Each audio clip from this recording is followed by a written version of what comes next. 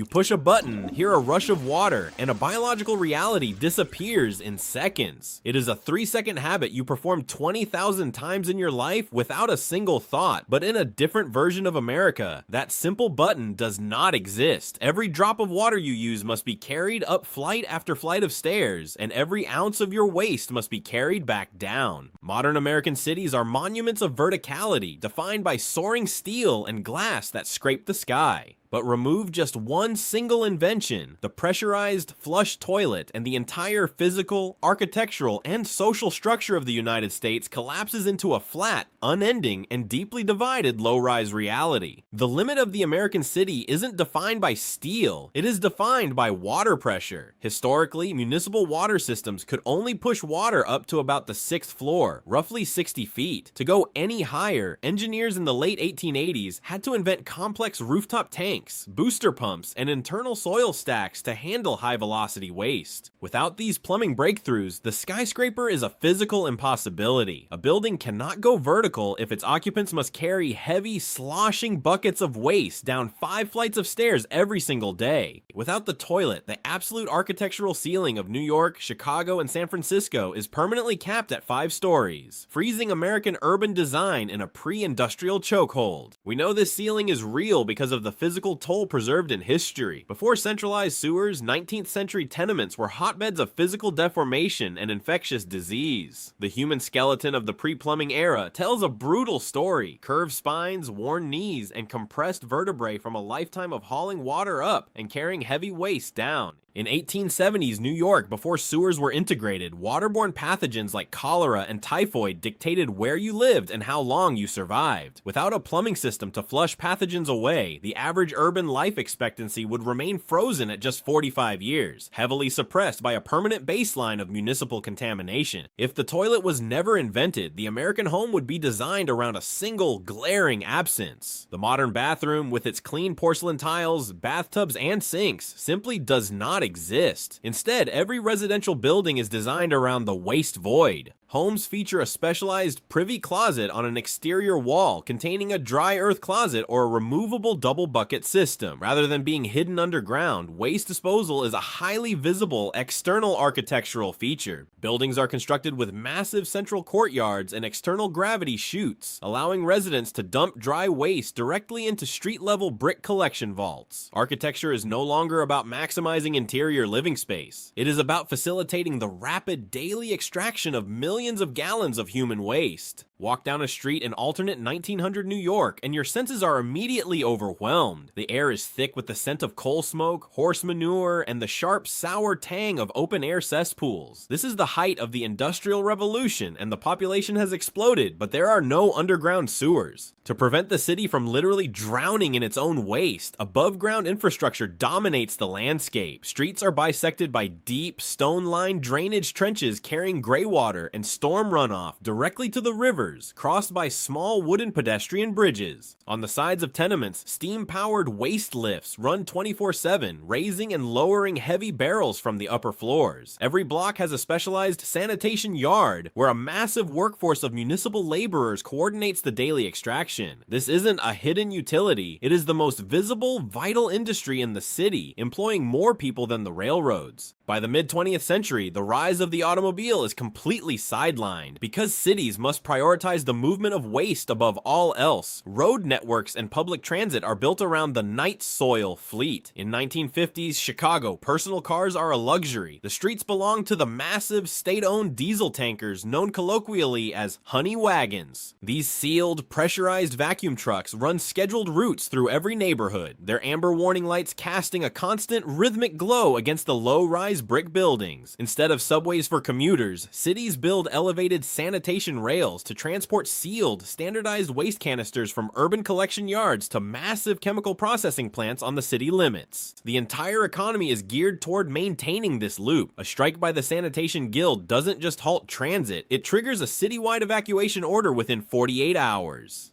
In this alternate 2026, the modern convenience we expect looks completely different. Your day is governed by a strict daily water quota of just 3 gallons per person, manually delivered in pressurized blue canisters. Standardized biodegradable dry cartridges are swapped out daily from home docking stations, and every morning residents walk to a neighborhood grid of block-level vacuum tubes to deposit their sealed waste. The result is a completely horizontal urban landscape where the tallest building in America is only 6 stories high. Because American cities cannot build up, they are forced to build out. In 2026, New York is not a vertical island of skyscrapers. It is a colossal, low-rise mega-sprawl. The city has expanded horizontally for hundreds of miles, creating an unbroken carpet of 5-story brick and timber buildings stretching from the tip of Long Island all the way into Pennsylvania. Transportation is completely fractured. Commuting across this infinite flat expanse takes hours, forcing the creation of self-contained micro-districts. The landscape is carved up by massive multi-lane sanitation highways where civilian traffic is banned, reserved exclusively for the high-speed convoys of waste processing trucks moving toward the interior agricultural belts. We traded the efficiency of vertical density for an unending horizontal sprawl, turning the American landscape into a permanent, low-slung industrial zone.